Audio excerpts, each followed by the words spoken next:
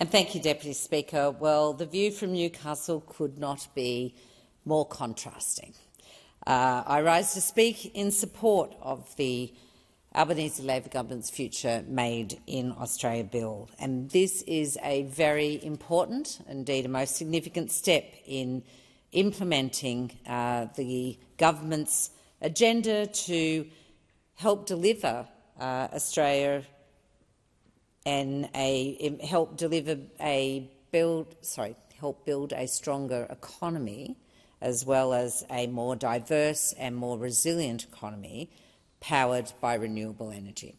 And so members opposite might wonder why the people of Newcastle, who have a heavily carbon-intensive economy, might be so supportive of this. Well, we'll come to that, but we're not a people who put our heads in the sand and pretend that change isn't underway. This bill, we recognise, is about creating those more secure, well-paid jobs and encouraging and facilitating private investment when required. And it is going to be required to make Australia an indispensable part of a global net zero economy. Put simply, we want Australians in secure jobs and we want Australians building things here. I listened carefully to the speech just before me, and I must say that when I was growing up, manufacturing was probably the biggest employer in my community. And I've observed neglect over a period of time into that sector now, to the point where it is dropping down to the fourth or fifth of my employers. And that's a sign of both things changing in Newcastle, but it is absolutely indicative of the profound neglect of that sector over a long period of time and not understanding the real needs of that manufacturing sector. And when I talk to my manufacturers about the intent of this bill and how it can support them, they are very excited. So I want to assure members opposite that the manufacturing sector in Australia is very, very keen to see this this bill passed through this parliament. It's no secret, Deputy Speaker, that the world is changing, and Australia needs to move with it, because we don't have an option to be stuck there in the past. Well, we do have an option, but it takes us to a very bad place, and that's where members opposite seem to think that that is going to be okay, that we somehow ignore the entire transition of a global economy into sort of net zero. Well, this is our opportunity to respond. This is part of a big agenda of this government to undertake what is the greatest challenge, really. We've heard the Prime Minister speak that this is indeed the biggest transformation in the global economy since the Industrial Revolution. This is our generation's Industrial Revolution, and Australia needs to get on board. We need to adjust to these changing global economic and strategic landscape, and this bill aims to do just that by capturing our unique combination of geological, meteorological, geographical and geopolitical comparative advantages. The legislation will encourage private sector investment to build a stronger, more diversified and more resilient economy powered by renewable energy that creates secure, well-paid jobs around the country. And importantly, this bill, I'll speak to some of the detail a bit later, but I really want to focus on what it means to Newcastle soon. But really, what people need to understand about this bill is that it's built on three pillars. And the first being the national interest framework, which really helps us to identify the sectors where we have that sustained competitive advantage. We heard the Treasurer speak about that earlier on, and what are those sustained competitive advantages in a new net zero economy. It's also about, the national interest framework is also about our economic resilience and security imperatives to invest. But the second pillar is a robust sector assessment process that gives us a better understanding, really, of how we might break down some of those barriers or obstacles that are currently in the way of private investment in key areas of our economy. And the third pillar that this legislation rests on, which is going to be a very great interest to peoples and communities across Australia, is a set of community benefit principles.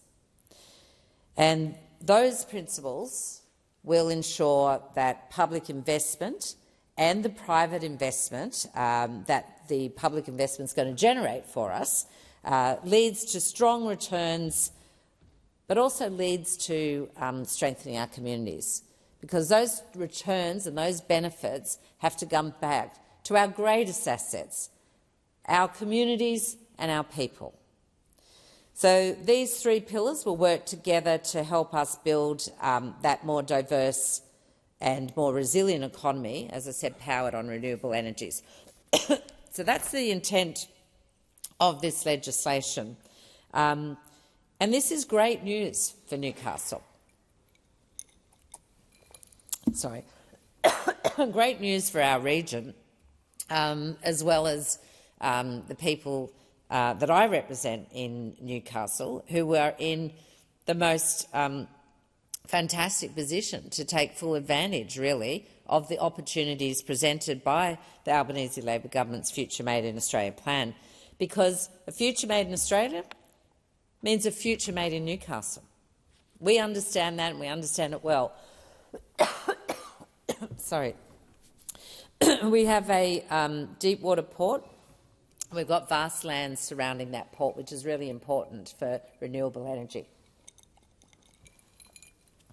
We've got a highly skilled workforce with experience in the generation and storage of energy. Gosh, I can't stop.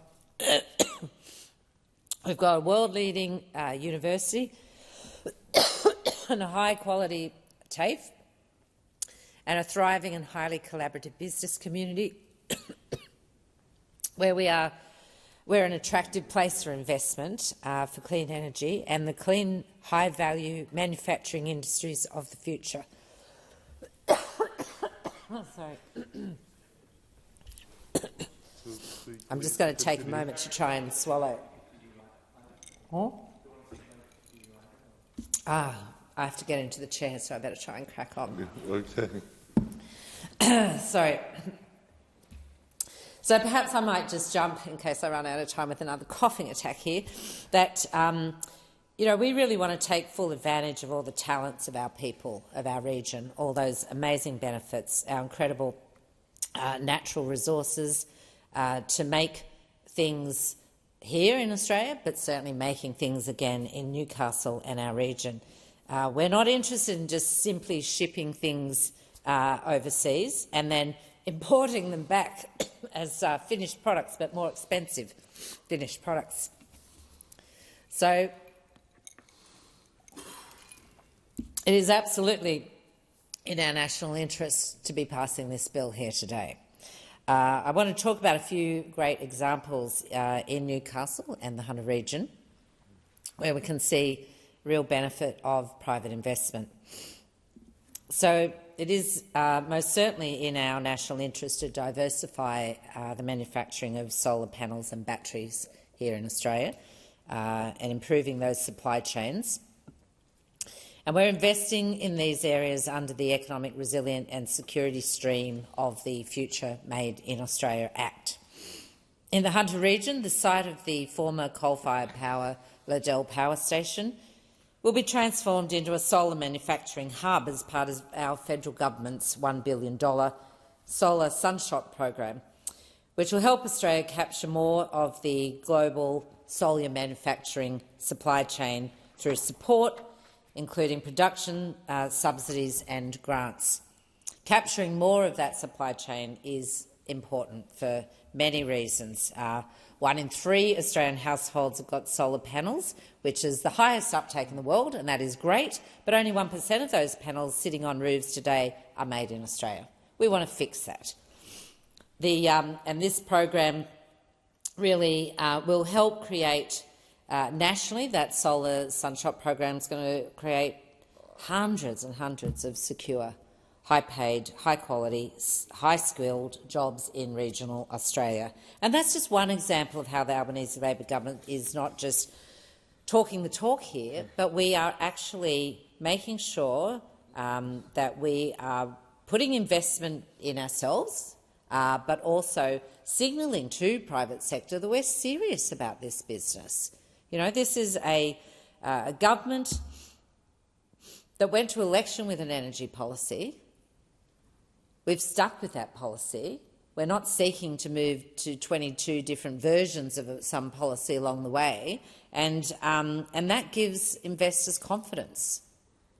We acknowledge the role we need to play in the transition of a global economy into net zero, and we want our people and our communities to take full advantage of that. So I'm also excited that Newcastle is destined to be part of a large-scale renewable hydrogen production in Australia as well. Last year, the Albanese Labor government unveiled the $2 billion hydrogen headspace program to support new large-scale renewable hydrogen projects in Australia. And Newcastle is very fortunate to have 2 projects that were shortlisted nationally. There's a group of 6 that were shortlisted. 2 of those come from Newcastle. One was there was $70 million that's being invested to develop a hydrogen hub in Newcastle to create good new local jobs, standing up a new industry, boosting our renewable hydrogen industry here in Australia. Origin Energy, in collaboration with Orica, is progressing development in the Hunter Valley Hydrogen Hub, which will produce renewable hydrogen and create around 100 jobs. The funding put on the table by the Albanese Labor government is building the infrastructure needed to produce up to 5,500 tonnes of renewable hydrogen each year. That will be used by Orica in their ammonium and ammonium nitrate facility to help make their products emissions-free. These are hard, tough-to-abate industries, and they need something like renewable hydrogen to enable them to make that transition and to refuel hydrogen buses and trucks. We know that the heavy transport sector is also one of those hard-to-abate sectors. Additionally, we've got KEPCO pushing ahead with its plans to commence hydrogen and ammonium production in the Port of Newcastle's Clean Energy Precinct, thanks to a further $100 million investment from the Albanese Labor government. There's large-scale production of renewable energy is critical to our nation becoming a global hydrogen leader, and these products reflect the many hydrogen opportunities in Australia. There is much more to be said. I do want to talk a bit, because I've heard a lot of disparaging remarks from those opposite around the benefits of offshore wind. But I want to put on the record the strong support of Novocastrians for this new industry. We're in the process of establishing an offshore wind industry in Newcastle. The Albanese Labor government is paving the way for new forms of energy and job security in our region, as one of the many regions that are wearing the brunt of this transition. Right?